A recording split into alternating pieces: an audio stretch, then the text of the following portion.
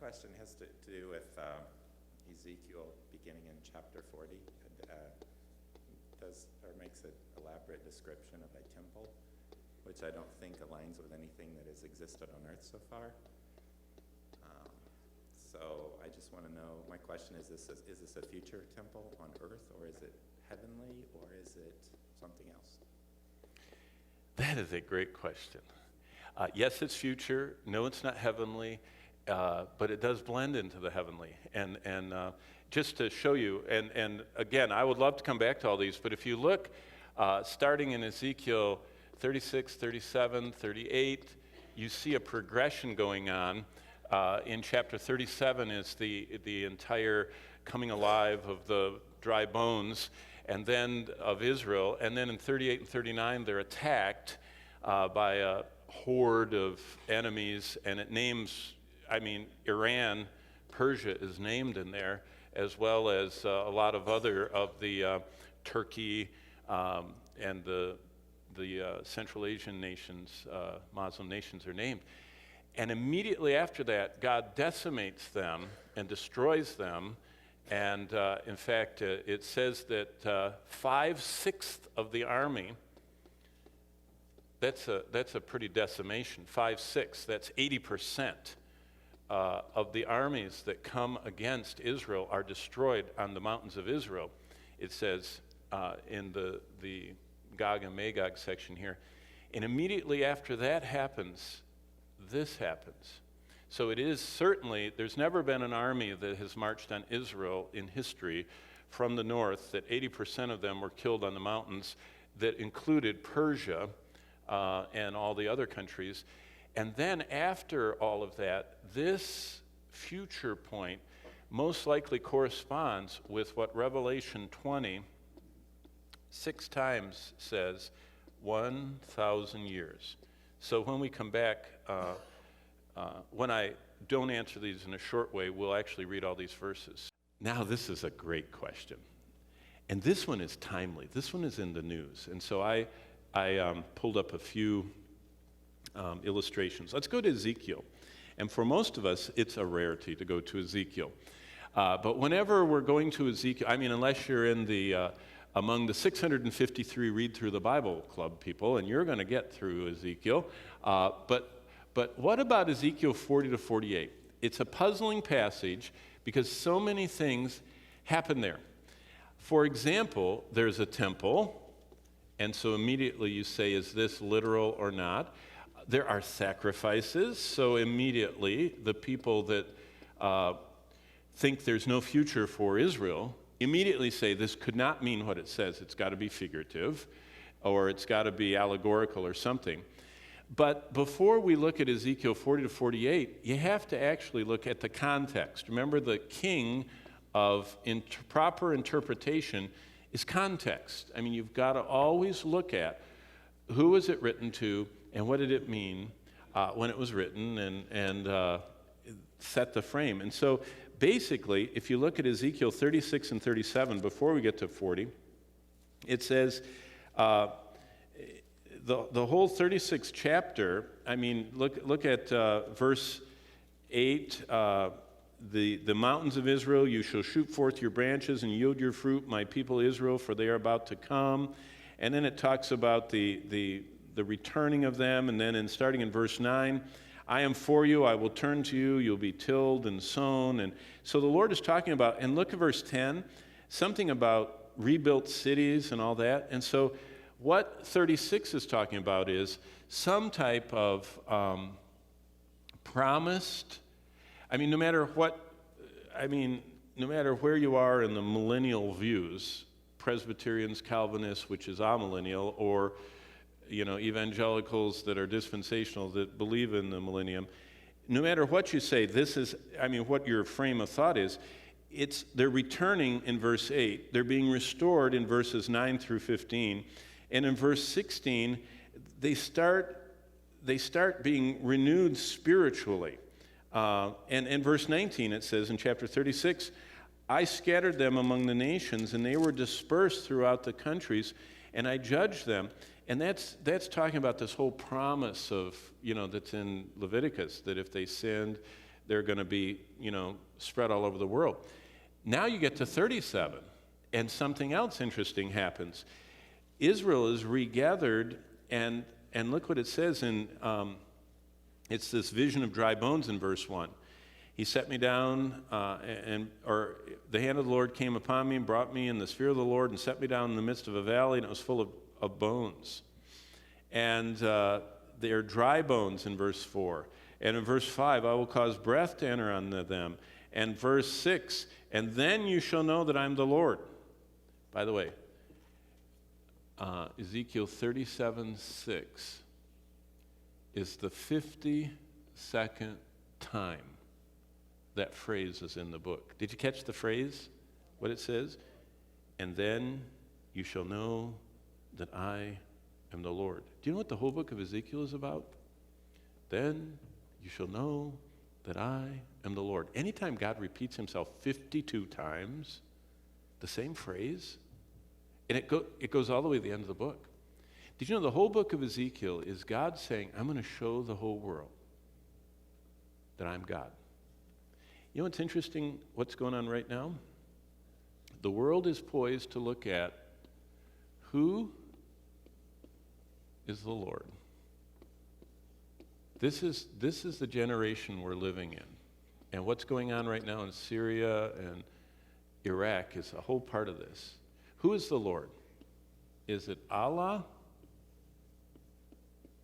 Or is it Yahweh, who calls himself the God of Abraham, Isaac, and Jacob, and he calls his son the son of David? He's very connected to the Jewish people, this one. He's connected. Everything about God is, in the scriptures, is Jewish, even the eternal city. It's called Jerusalem. It has gates that have the names of the 12 tribes of Israel, not Ishmael. You understand what I mean? He had 12 prophets. All of them are apostles. They're all Jewish. Every word of this book came through Jewish apostles and prophets or under their tutelage, on and on. And we are in this climactic time when there are the fastest growing number of people are followers of Allah. And the Lord says, look back at chapter 37 and verse 6, but I'm going to do something that's going to make all the world know that I'm the Lord. And what are you going to do there? Well, look at verse 12 of chapter 37. I mean, this is kind of fun reading. Are Ezekiel 36 and 37 literal? That's a good question. Of course, I believe they are. I believe that the people reading it didn't think that the Lord was talking about the church at all, or some allegorical anything. I will open your graves, verse 12 says, and cause you to come up from your graves and bring you into the land of Israel. Bring you up out of graves. That is so fascinating. If we're actually living in the end, that's talking about Israel coming out of the death camps. I mean, those people, did you know that when you were in Auschwitz, if you survived it and they didn't gas you and burn you, did you know that those smokestacks in Dachau and all the rest of them, that they were so burning so many bodies in those crematoriums that they didn't have the EPA to filter all that stuff, that the soot and ashes of hundreds of thousands of burned bodies were falling like dust. Did you know that if you look at the pictures, a lot of those people that were liberated by the Allies, they had actually dust on them from being outside in this smoke from the crematoriums. They actually had the dust from the bodies of their own countrymen and women and children that were burned. It's amazing. And the Lord brought them up out of the graves and brought them into the land of Israel. Here's the 53rd time, verse 13. Then you'll know that I am the Lord. I have opened your graves, O my people. I brought you up from your graves. And verse 14, I will put my spirit in you, and you shall live, and I will place you in your own land. And I personally believe that that's, and I am not alone in that. That's what evangelicals that are dispensational believe, that God is using Israel in their unbelief and in their belligerence and in their whatever else they are, their pride. He's using them to give a climactic moment Who's the real God? Allah? Have you ever thought that during the tribulation, how are Christians killed? The same way we're watching them on YouTube clips. All the people ISIS is killing, how are they killing them? Cutting their heads off. How is everyone killed in the tribulation? The Christians. They're beheaded. Isn't that fascinating?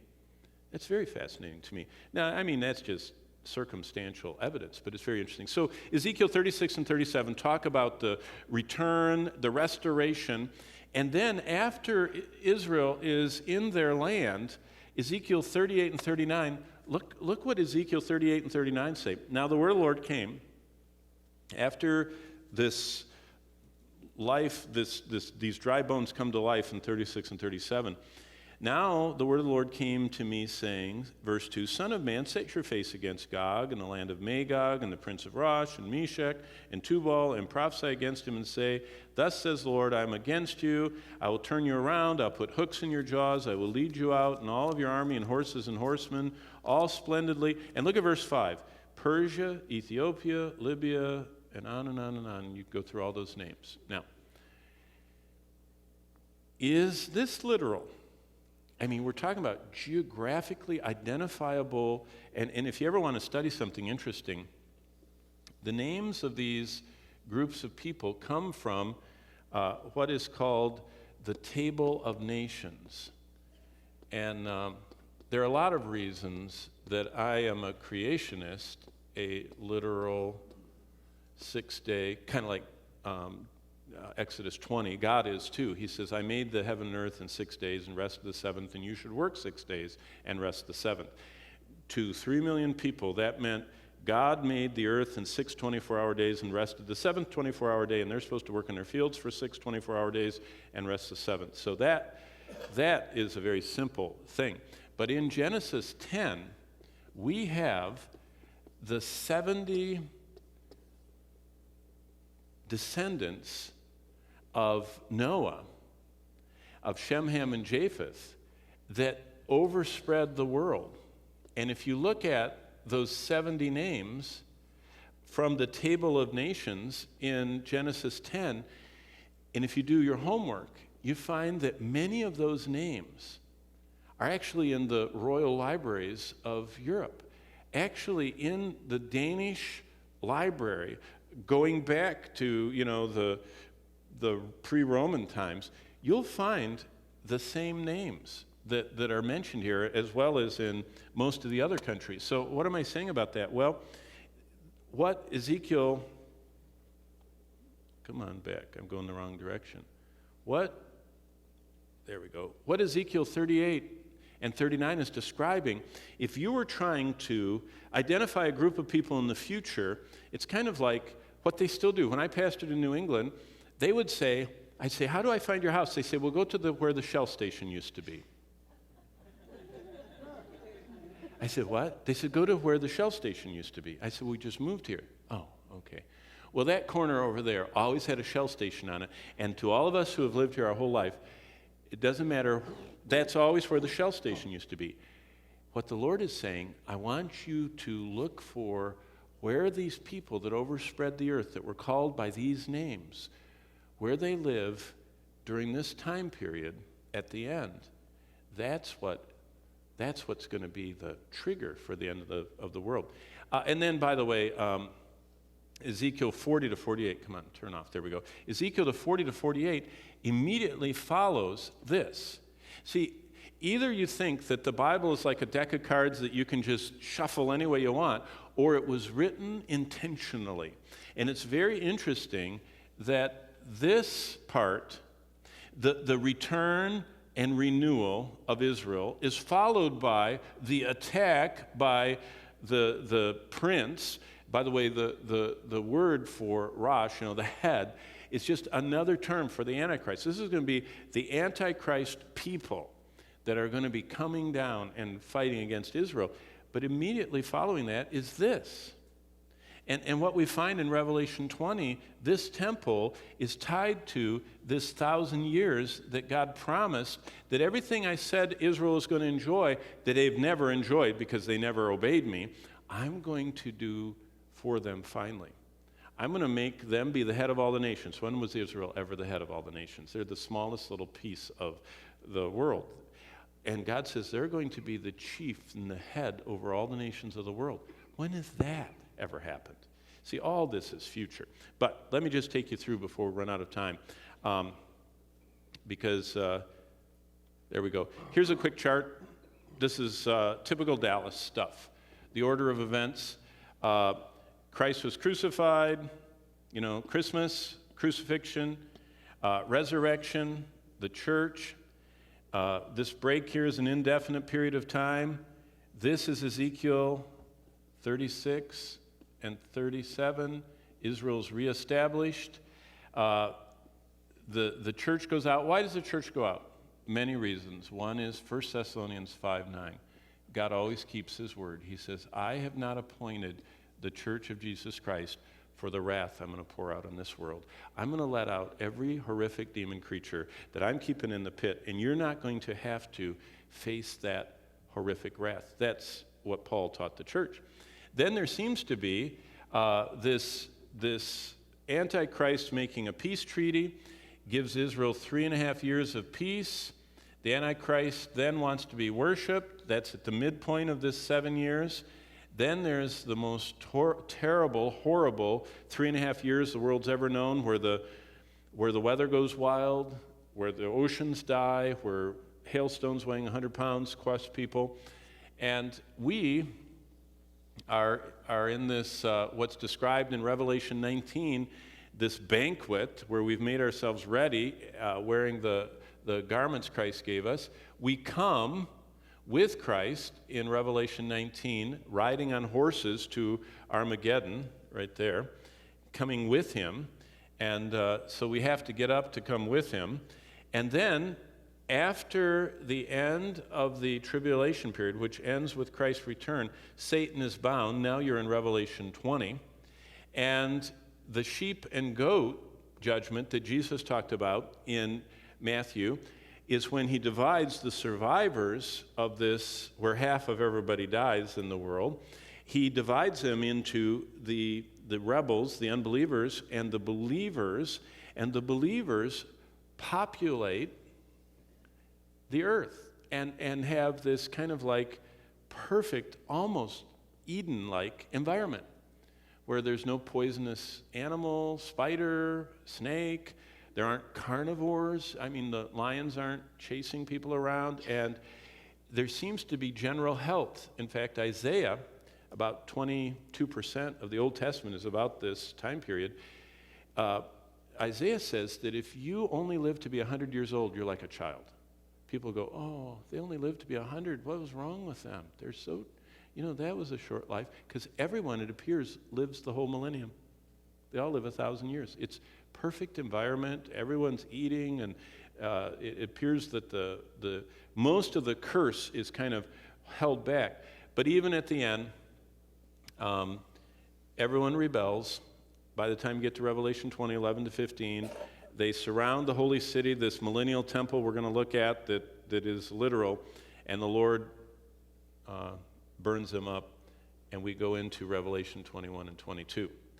Real quickly, that's just an overview. If you charted the names in Ezekiel 38, here is Ethiopia, here is Libya, Put, and Cush. Those are the names of where, Noah's descendants went. Here's the land of Israel that God sovereignly elected the Jewish people. By the way, the replacement theologians, which is basically the Roman Catholics, most Presbyterians, most Methodists, most Episcopalians, and I could go on and on, but most Lutherans, the people that say that Israel has been replaced by the church, then don't believe in sovereign election, because God sovereignly elected Israel, the nation, the descendants of Abraham, not the spiritual children that all of us are, but the physical descendants of Abraham. God sovereignly elected them and promised them all this stuff here in the millennium. He promised them. There's 22% of the Old Testament he promised them he's going to do. And so it would be as equally fitting to believe that you can lose your salvation as to believe that Israel can lose their promise of being everything that God said. And so it's really going to happen that Put and Cush and then Gomer and Togarmah, and you could take a lot. Gomer goes all the way toward Germany. Magog, this is the southern part of Russia, and look at that. Persia or Iran are going to come. Now, another way of looking at that is if you look at the table of nations, all of this is the region where the Put families were, the Cush families. This is Sheba and Dedan. The Assyrians are here. Turkey is mentioned. Meshech, Tubal, Beth Togarmah. I mean, they didn't have a map, and we didn't get a map in the Bible. Gomer. But look at little Israel right there with all these enemies coming at them. Now, another way you can look at this is on Google Maps, and here's Sudan and Libya, all coming toward Iran, coming in, Russia, Turkey. It's very interesting that the events going on right now, that's why there's growing unease in the world. Because right now we've got the Muslim world fighting itself. The Shia and the Sunni. And the only thing that unites the Muslims is, if you can just get them focused on Israel, they won't fight each other. But if you can't get them focused on Israel, they fight each other. And so if someone can figure out how to get them to stop fighting each other and focus on what they're supposed to be doing, annihilating Israel and Christians, by the way, then you will have this attack. Now, what's really interesting is there might be, there's another one, another view of the same, using the same geographic areas. This is what's really interesting. Psalm 83 talks about another attack on Israel. And it has a different group. If you look at verses 6 to 8 in Psalm 83, the tents of Edom, which would be kind of like Palestinians, southern Jordanians, and that's a real hotbed for terrorism right now. Ishmaelites, that's the Saudis. Ishmael is the father of the Arabs. Moab, the geographic area of Moab, would again be the central Jordan, which is what the Palestinians are, because Israel was part of Jordan before the 48 independence. The Hagrims, you say, what is that? That's the descendants of Hagar, the Egyptian matriarch. That's Egyptians. They seem to get in on this. Gebal, those people live north of Israel, which would be close to Hezbollah and the northern Lebanese. Ammon, that's right across from Jerusalem. That's the people that live by Amman, the Palestinians and northern Jordanians. Amalek, the Amalekites, that's the Sinai area, and that's where they lived in the old days. Philistia, the region where the Philistines lived, is where Hamas is now in the Gaza Strip. Tyre, that's a refugee camp today. Again, that's Hezbollah and southern Lebanon. And then, of course, you have Syria, which are the Syrians and northern Iraqis. And it appears this group, and by the way, this group has never attacked Israel simultaneously because they didn't live at the same time. The Assyrians, the Philistines, the Ammonites, the Moabites, the Ishmaelites, the Edomites, these were not concurrently in power enough to attack Israel. And Psalm 83, not saying that we're going to resurrect Edomites and Ishmaelites and Moabites, but their descendants, which is very interesting. You notice that this does not have Iran. And this does not have what we would call the Soviets or even the Muslim states of Central Europe or Central Asia. This is a different group. So we're not sure exactly. God didn't send a map or a chart into the back of the Bible. But it's never been quite like it is right now. And it could settle down, or it couldn't. But that's why I take regular trips to Israel, because I know Israel's there when the dust settles. So if you want to be safe, go to Israel, okay?